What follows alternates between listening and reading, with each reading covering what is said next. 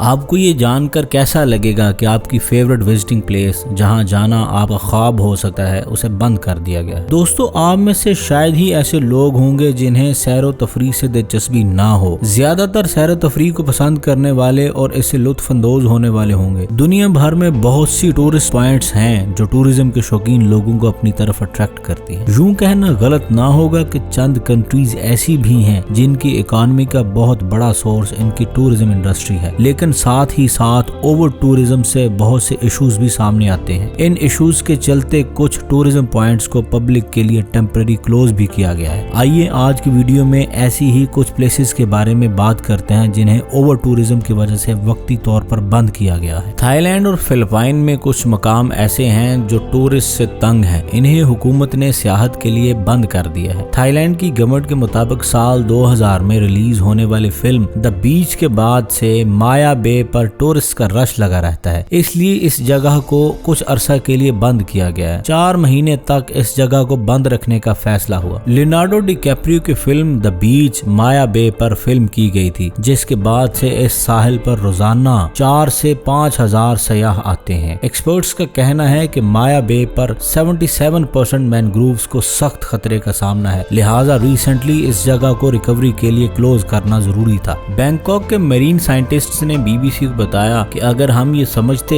कि देर हो चुकी है तो हम कुछ न करते, लेकिन चूंकि रिकवरी के चांसेस थे इसलिए इस जगह को क्लोज किया गया। थाईलैंड के साल 2011 में मल्टीपल डाइविंग साइट्स को टूरिस्ट के लिए बंद किया था। फाई फाई आइलैंड में कोह योंग और द सिमलिन आइलैंड नेशनल पार्क में कोह टेकाई को भी साल 2016 के मिड में सयाहों के लिए बंद किया गया। इसी तरह नॉर्थ वेस्ट ऑफ इटली में सेनेटेरे के नाम से मशहूर रंग बिरंगे 5 पहाड़ी कस्बे टूरिस्ट की फेवरेट प्लेस हैं। इस इलाके में 5000 लोग आबाद हैं और अपनी खूबसूरती की वजह से साल 1999 में ये नेशनल पार्क बन गया और अब हर साल यहाँ 20 लाख सयाह आते हैं। लोग इन कस्बों और अंगूरों के बागात तक जाने वाले रास्तों पर हाइकिंग करते हैं। कई सालों से यहाँ हाइकिंग के लिए इस्तेमाल होने वाले रास्ते अब हद से ज्यादा खराब हो चुके हैं। इन 5 कस्बों में से 2 मैनारोला और रियो मैगोर के दरमियानी रास्ते सितंबर 2012 में बंद कर दिए गए, जब ऑस्ट्रेलियन टूरिस्ट का एक ग्रुप लैंड स्लाइडिंग से जख्मी हुआ था। एक और रिपोर्ट के मुताबिक साल 2018 में ईस्टर की छुट्टियों में एक दूसरे रास्ते पर एक हाइकर जख्मी हुआ था। सियाहों की तादाद लिमिटेड करने के बारे में भी बातें हुई, लेकिन इसे फौरन कुछ न हो सका और बंद कर दिया गया। रिसेंटली पार्क एडमिनिस्ट्रेशन ने एक ट्रेलिंग ऐप इंट्रोड्यूस कराई है, जिसके जरिए से टूरिस्ट ये देख सकते हैं कि इस वक्त मुख्तलिफ रास्तों पर कितने लोग हैं। जब ऐप रेड साइन दिखाती है तो इसका मतलब है कि रास्ता लोगों से भरा पड़ा है और अपना जहन बना सकते हैं कि वो इस भीड़ में शामिल होना चाहते हैं या नहीं। टूरिस्ट को सेनेटेरे कार्ड खरीदने की भी ऑफर की जाती है, जिसके जरिए वो पब्लिक ट्रांसपोर्ट की सहूलत हासिल कर सकते हैं। ये कार्ड हासिल करना लाजमी नहीं है, लेकिन ये लोगों की ईज के लिए है। greentraveler.com से रिचर्ड होमर्ड ने बीबीसी को ये बताया कि दुनिया भर में ये तब्दीली का बेहतरीन वक्त है। उन्होंने मजीद कहा कि लोग इस बारे में मोर कॉन्शियस हो रहे हैं कि वो कैसे सफर कर रहे हैं और वो कैसे रह रहे हैं। मिसाल के तौर पर सिर्फ रिसेंट 1 ईयर में प्लास्टिक के यूज के बारे में मजीद अवेयरनेस फैली है और ये बढ़ती हुई अवेयरनेस तब्दीली के लिए बेहतरीन एनवायरनमेंट बनाएगी। इसके साथ साथ पेरू में मौजूद माचो पिचू का कदीम इनका फोर्ट्रेस बहुत मशहूर है। यहाँ से इंडियन इलाके के खूबसूरत व्यूज और बादलों में घिरे जंगलात का नजारा बहुत खूबसूरत है, लेकिन बहुत ज्यादा लोगों की वजह से रास्तों को काफी नुकसान पहुंचा है। गंदगी के ढेर और हद से ज्यादा कैंपिंग ने इस जगह की खूबसूरती को खराब किया है। साल 2005 में पेरू की हुकूमत ने हर सीजन में हाइकिंग करने वाले अफराद की तादाद लिमिट कर दी थी। ये हर साल फरवरी में सफाई और मरम्मत के लिए बंद भी कर दिया जाता है। टूरिस्ट अब पहले से बुकिंग करवाते हैं और टूर कंपनीज को अपने परमिट्स कायम करने रखते हैं। इस सारे प्रोसेस को फॉलो करना पड़ता है। इसके बाद आती है साउथ कोरिया के सबसे बड़े आइलैंड की बारी, जिसका नाम है जीजू आइलैंड। दोस्तों, क्या आप अंदाजा लगा सकते हैं कि दुनिया का मसरूफ तरीन एयर रूट कौन सा है? लास्ट ईयर ये साउथ कोरिया के कैपिटल सिटी सियोल से जीजू आइलैंड का रूट था, जो साल से 90 किलोमीटर के फासले पर टूरिस्ट प्लेस है। यह जगह अपनी नेचुरल ब्यूटी की वजह से लोगों के लिए भरपूर अट्रैक्शन रखती है। साल 2017 में इन दोनों हवाई अड्डों के दरमियान 6,65,000 फ्लाइट्स रिकॉर्ड की गई, यानी 180 flights per day. China morning post के दरमियान हर साल 1.5 करोड़ टूरिस्ट इस जजीरे पर आते हैं। 2000 स्क्वायर किलोमीटर पर फैले इस जजीरे के हिसाब से यह तादाद बहुत ज्यादा है। एक प्रोटेस्ट करने वाले ग्रुप के डायरेक्टर डायरेक्टर वॉन होन बू कोरिया टाइम्स को बताते हैं कि जीजू में कभी जरासीम से पाक माहौल था, लेकिन अब